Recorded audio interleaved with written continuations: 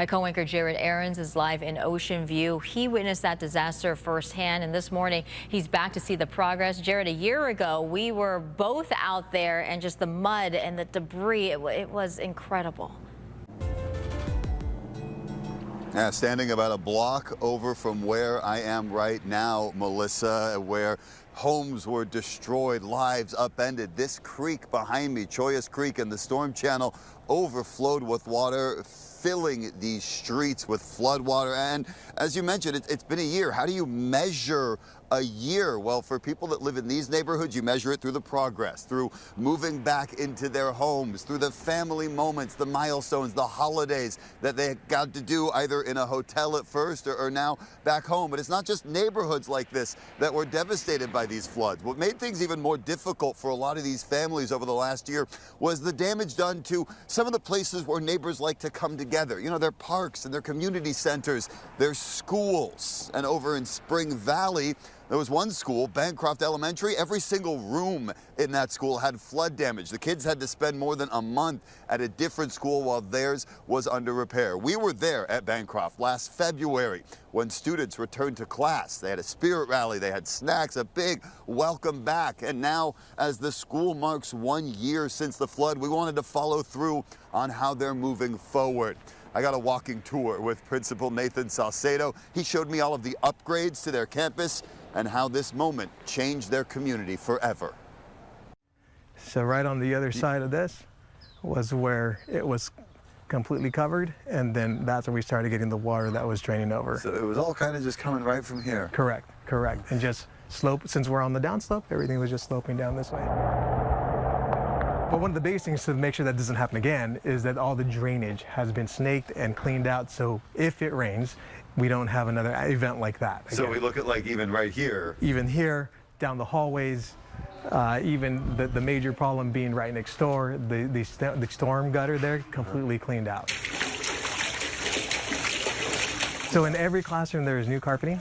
There are new chairs for every student, new desks for every student, new kidney tables for our teachers, completely brand new for everybody. All of this was completely covered in mud, leaves, just the debris from the nursery. But as you can see now, completely brand new grass field for the students, new synthetic turf under the play structure for them. So it's a nice area. How resilient have the students been in all of this? Extremely. Just being able to be bused from here to Spring Valley Academy in those 5 weeks, they showed true resiliency. But then even now, coming back and knowing that we're back to normal, and they're just pushing right through like if nothing really ever happened. But is there a sense that you guys are coming out on this other side of this better for it because of all of that? For sure. I think we'll call it the silver lining, right? At every school, I know everyone says their community, their schools are a family, but here we really are because we all were able to bond through this and we all had each other's backs. And walking around that school, I saw a lot of the students, those kids running around from class to class, playing, laughing, and learning. It shows how far they have come in 365 days. Now, Principal Salcedo also told me that the flood opened a door for better dialogue between the school and its neighbors to make sure that everyone does their part to keep that storm drainage clear and keep their kids safe. It wasn't just Bancroft Elementary. There were some other schools damaged in the flood. These are some pictures that we have from Kempton Street Literacy Academy. All 3 of their kindergarten classrooms were destroyed. 2 other classrooms had to be evacuated. They also had a walkway wash away. I spoke with their principal this week about their recovery over the last year. She told me everything's been repaired. It's better than it was before. And she also shared one story from that day of the flood that she thinks really captures the essence of her school and her community when a kindergarten door wouldn't open and the kids were trapped inside. We had to pop a window open, pull off the screen, and rescue students, 17 students and the teacher, out of the window to get them to safety. We don't have extensive rescue training or anything like that, but our staff snapped right into action. And it was frightening, but seeing everyone just go into action, it just, I'm really proud of our community and how we came together. And what an amazing moment for that community, literally passing kids from one person to the other out the window and over that flood water. The school now has a new radio system that they use for emergencies. They've also updated their evacuation protocols. And I asked the principal what this 1 year mark means to her. She says it's a reminder of how everybody helped, and it's also a call to action for her community to pay it forward and help others.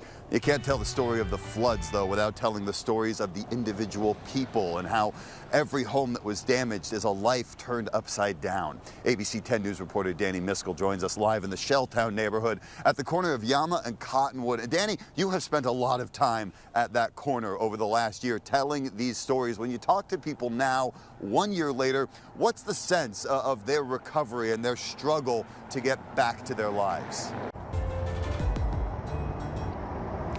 Jared, they're still traumatized. They tell me that every time they hear rain, it brings them back to the memory of what happened here 1 year ago. Now, I'm here in Shelltown, and I'm at this intersection. This is one of the Yama and Cottonwood, and it's one of the first locations that I arrived to during the January 22nd storm. And as soon as I arrived here on scene, the residents came to me, and they were not only telling me the brave stories of how they were helping save each other's lives, but I also heard their cries and how they pleaded with the city to do something about the storm drains because they believed this flooding was preventable. I want to go ahead and show you some images of what it looked like here 1 year ago today when the water levels rose halfway up the side of these houses, and you can see what the houses looked like after the water receded. We walked through these streets that day and we just saw families having to throw everything out. Then we met Anna Ramirez, and her neighbors told us that she was swimming from roof to roof to save them. We made it out. It was dragging across fences. When we got to the part, to a roof we could grab onto, we got on top of it, and after that, well, we were able to get out. I feel blessed, oh my God, because he saved my life, and my life, and my neighbor too. I've followed up with Anna Ramirez and her sister Crystal. In September, I came out here to talk with them about the culvert situation next to their neighborhood because the people are still coming back and sleeping in them. It leaves behind tons of trash and it clogs their storm drains. It's an issue that Crystal Ramirez tells me brings flashbacks of this day 1 year ago. My sister risked her life to save neighbors, to save me. And that to me is the biggest testimony of courage. So I've reached out to the city, we've reached out to Caltrans and Councilmember Moreno. In the last year, we can report that they have come out here, they have cleaned out these culverts, but like I said, the people that sleep in them just keep coming back and leave trash behind. So it's something that the Ramirez sisters are asking that the city continues to send resources down here to Shelltown to prevent clogging from these storm drains from happening again, and also just to prevent another catastrophic flood event like it happened 1 year ago. Live in Shelltown, I'm Danny Miskell, ABC 10 News. Something we will stay on top of again moving forward. Thank you, Danny. Our coverage of the flood 1 year later continues all day on ABC 10 News and well beyond today, because this is part of our commitment to follow through after the headlines stop. Live in Ocean View, Jared Aarons, ABC 10 News. Oh, Melissa? yeah, Jared. Yeah, the recovery is still not over. Something we will continue to monitor, of course. Thanks so much.